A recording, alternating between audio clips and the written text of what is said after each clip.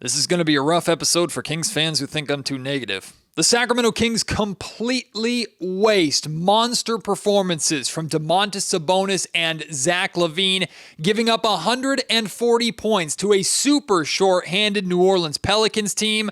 Sacramento's late game execution was horrendous, and McCollum firmly adds himself onto the Mount Rushmore of Kings killers. It's all right here on Locked On Kings.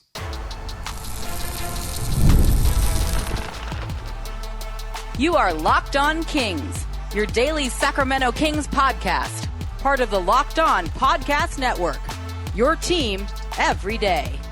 And now, ladies and gentlemen, it is that time for another episode of Locked On Kings.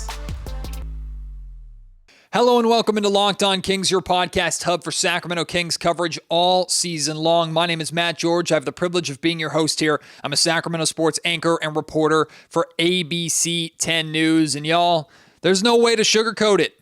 140 to 133, a loss to the New Orleans Pelicans as you head out onto a week-long All-Star break, a completely wasted opportunity to carry some needed momentum, not just into the break, but into a very, very difficult final third of the season in what's expected to be a brutally tight Western Conference playoff race. You're taking on a super shorthanded team in the New Orleans Pelicans. No Zion Williamson, who killed the Kings the last two times the Kings played them in the last three games. No DeJounte Murray, out with his season-ending injury, right? This Pelicans team is wounded, and the Kings completely lay an egg. Add this bad loss to the list. Man, that list is just getting longer and longer and longer, and these are going to be games that you closely look at and closely dissect when we get to the end of this playoff race. And wherever the Sacramento Kings end up, if they're a game or two games behind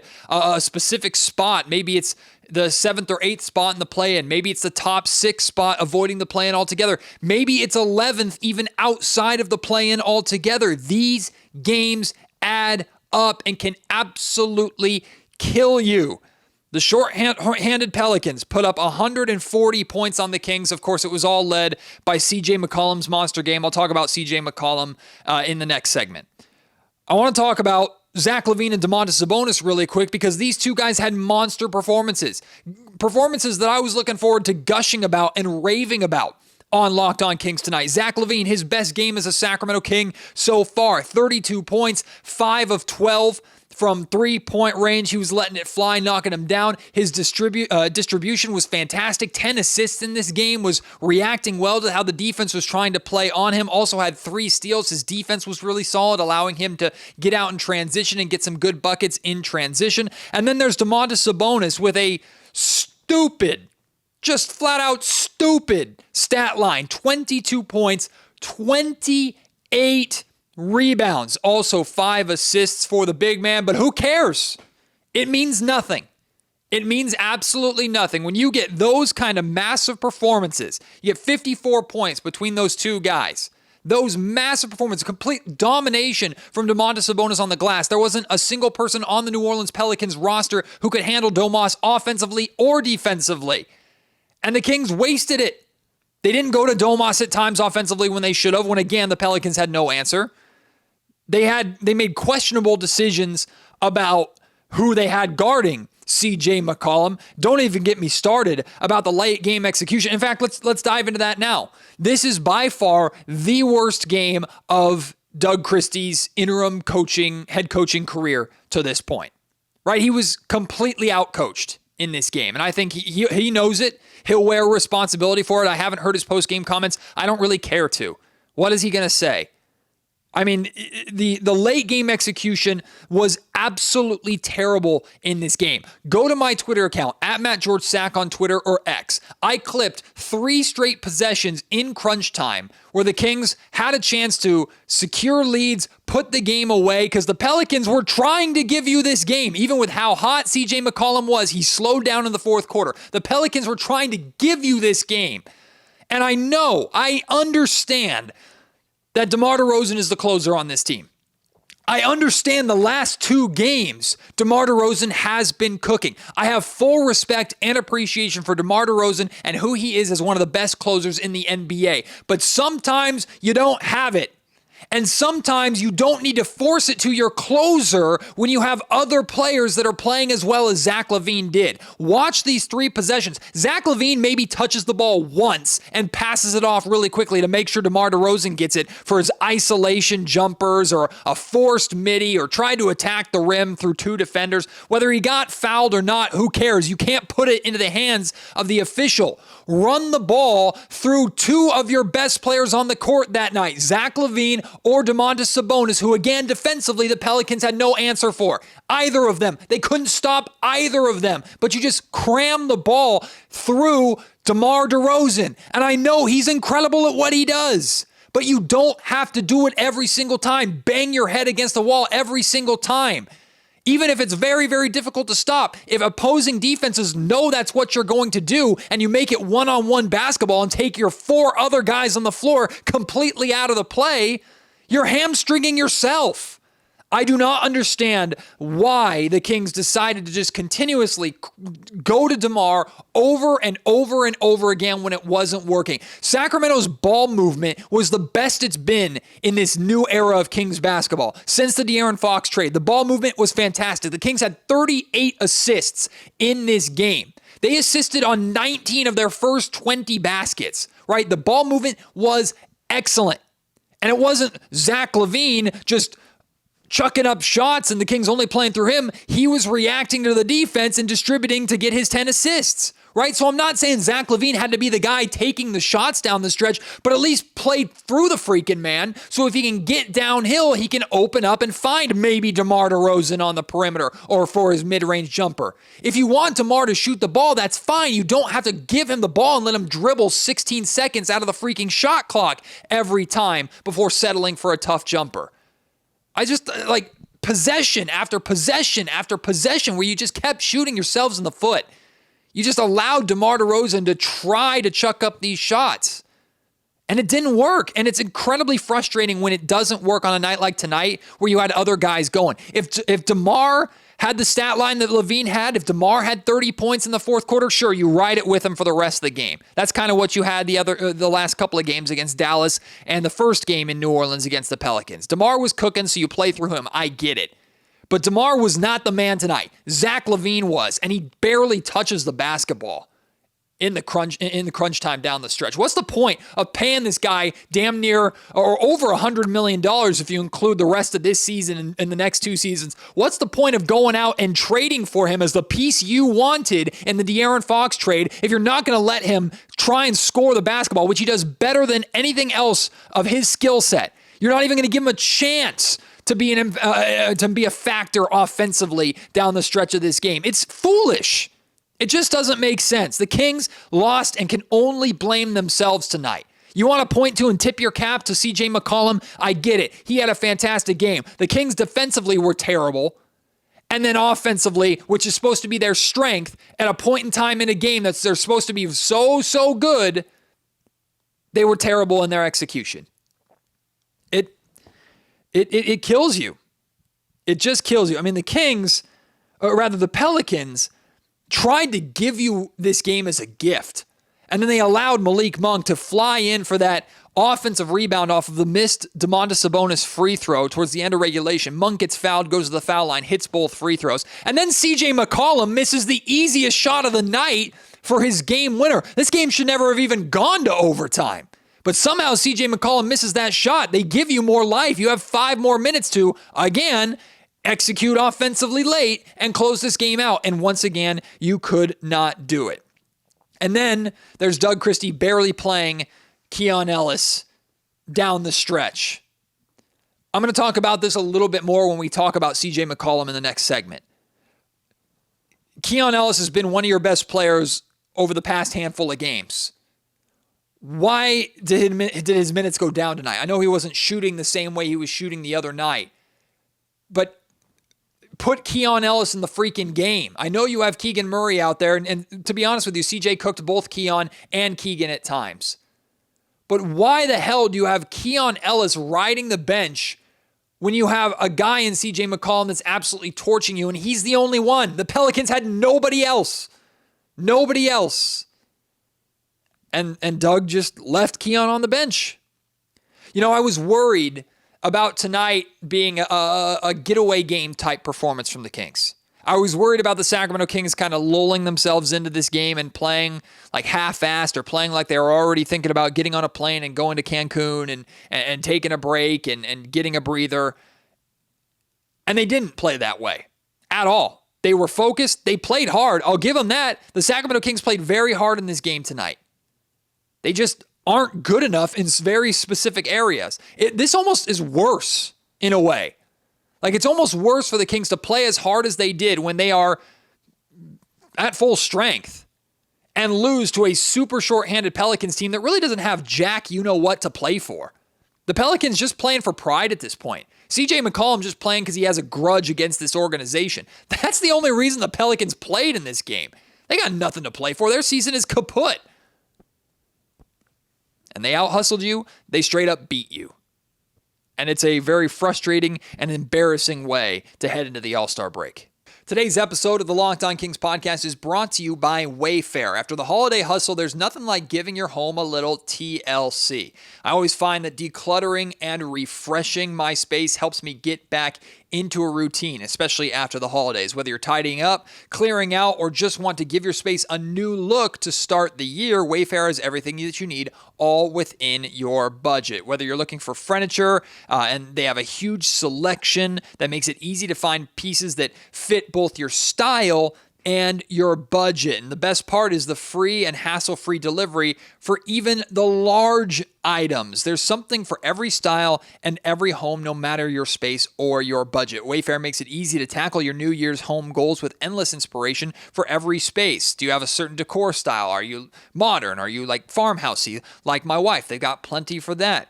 And you can get items in that way. Do you... Or like, how do your items that you're interested in look in your home? Well, you can find different options that fit what you're trying to do, what you're trying to accomplish, or at least the vision that you have for your home. Give your home the refresh that it needs with Wayfair. Head to wayfair.com right now. That's WAYFAIR.com.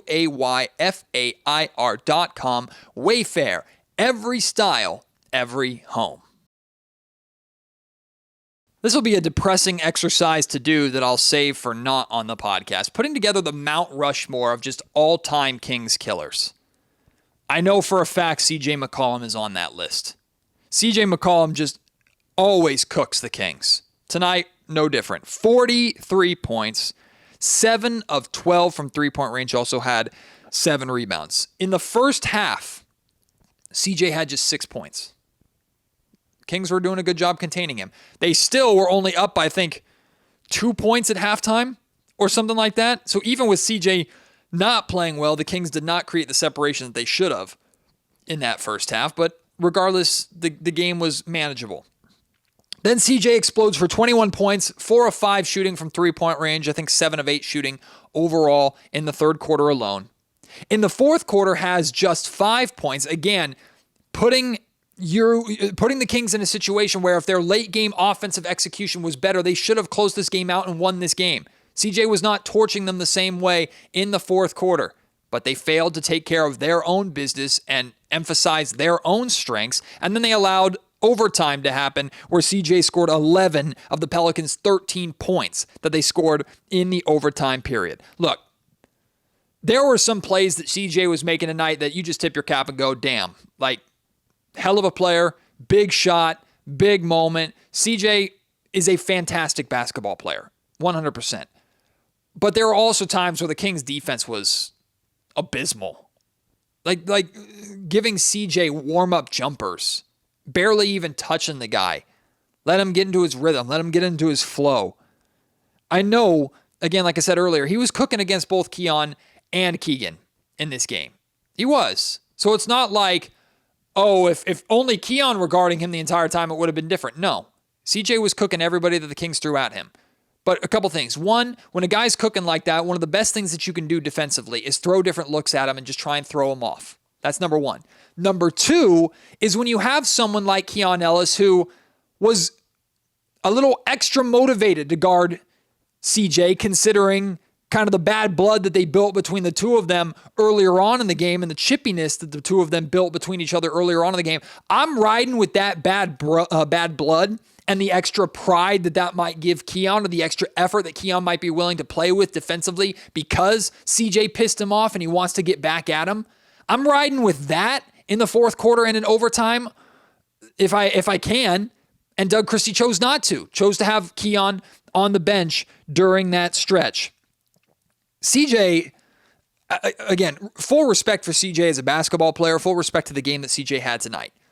CJ also had some weak nonsense in tonight's game, right? For the second game in a row, just unnecessary shoulder checks. He shoulder checked Malik Monk in transition last night, and Malik chatted with him about it, had some words to say, called him out for it, and officials reviewed it, found out that it was not any kind of flagrant foul. Whatever, fine. It's a hard foul you play on. Malik spoke, said what he needed to say. And then tonight, CJ guarding Keon Ellis, again, gets beat off the dribble, completely shoulder checks Keon to the ground, then goes to help him up with this half-assed fake freaking, oh, my bad, when he knew he did something wrong.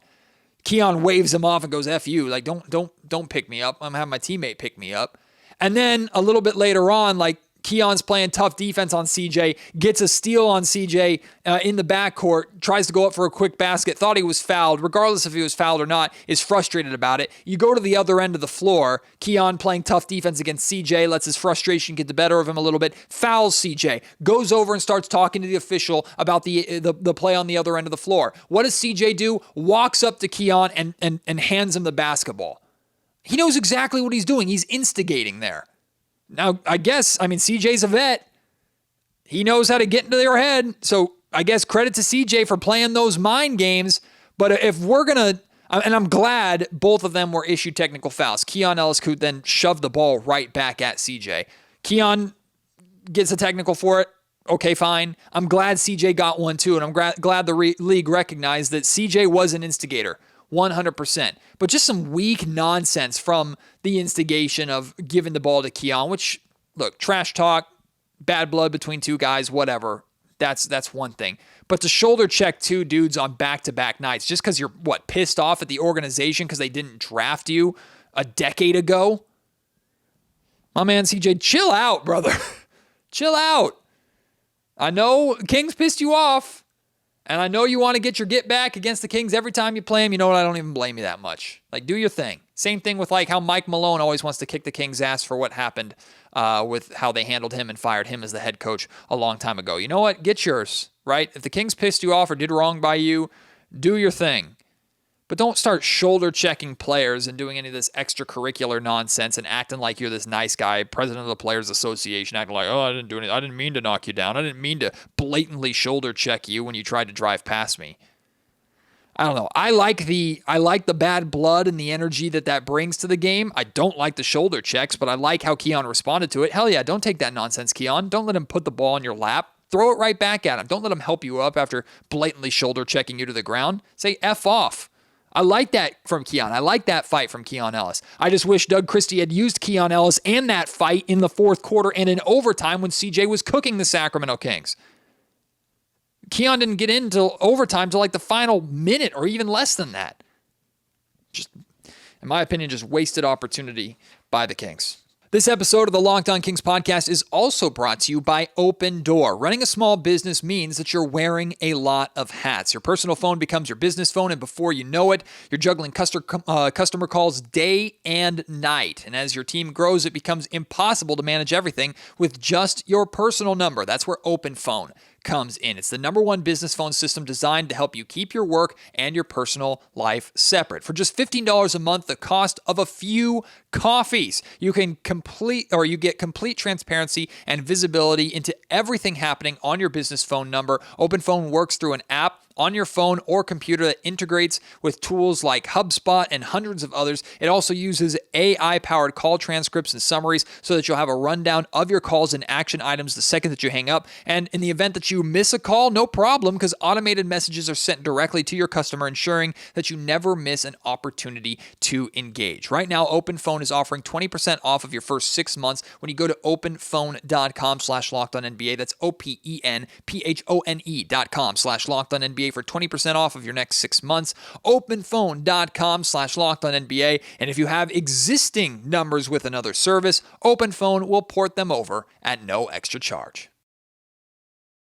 I talked about it a little bit earlier, but man, these are just the kind of losses that kill you. Just kill you. I mean, this is one of those that we're going to have circled, and there's been a number of them this season, but this is definitely one that I'm going to remember and we're going to have circled when we look at where the Sacramento Kings end up at the end of this season. I hope that it doesn't come back to haunt them. I hope that the Kings play well enough over the final third of this season after the All-Star break to where a loss like this ultimately doesn't matter. It's just dust in the wind. We forget about it. We can move on from it. But here's the reality. The Kings are currently 28-27. They're 9th in the Western Conference, but tied with the Warriors, who are in 10th.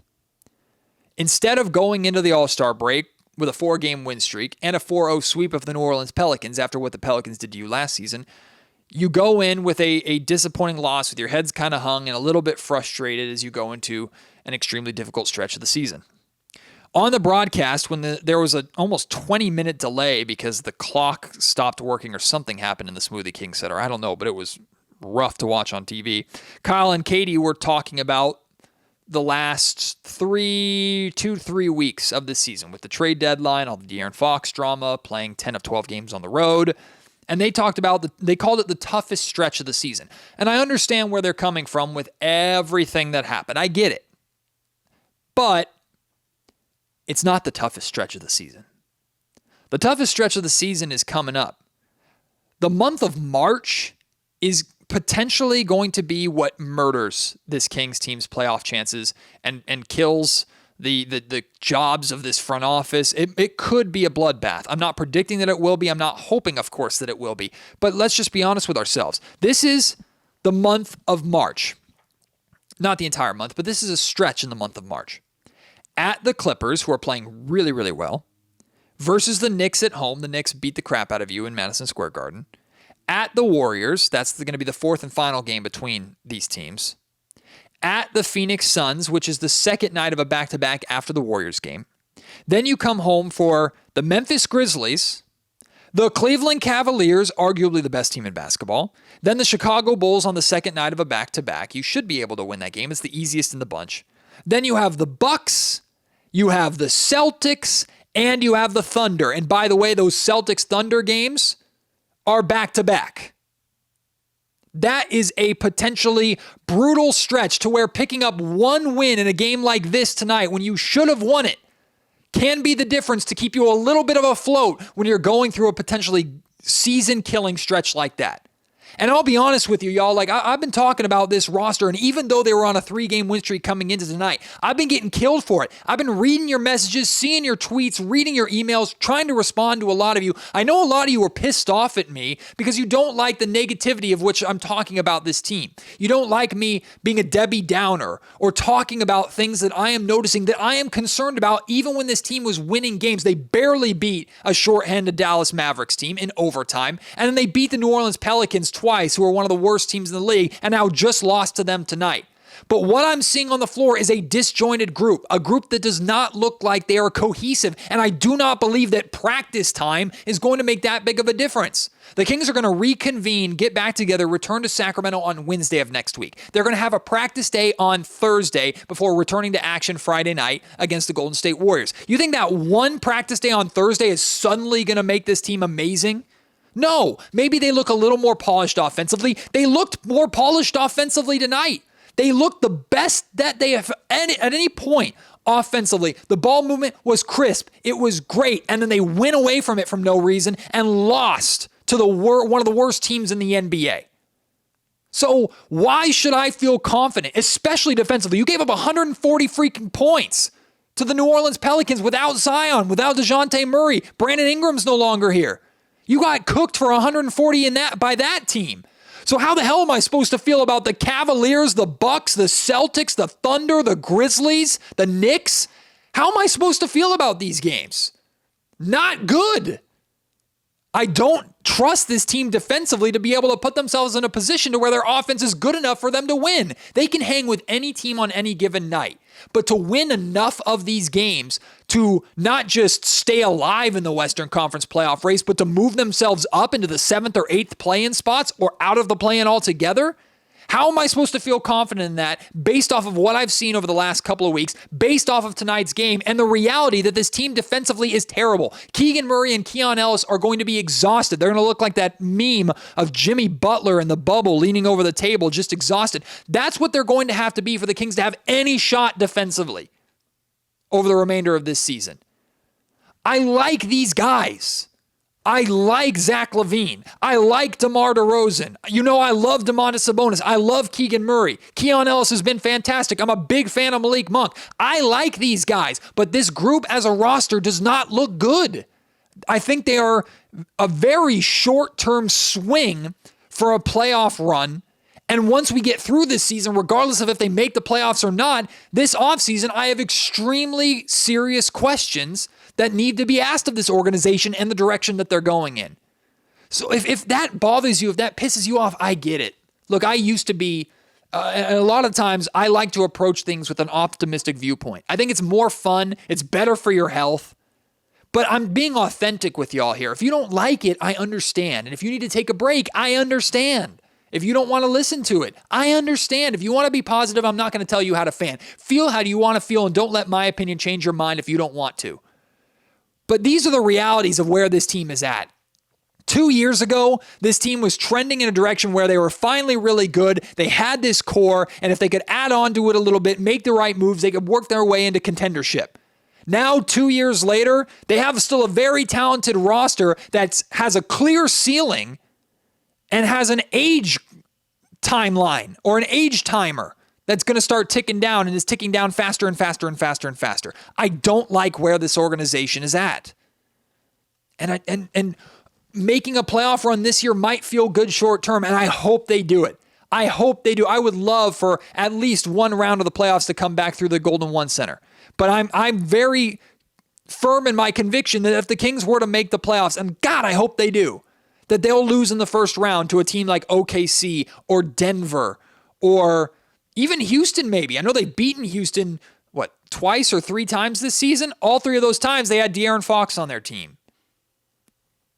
I just don't like where this team is at right now. I'm not trying to be a Debbie Downer. I'm not trying to kill your buzz. I think we all need this All-Star break.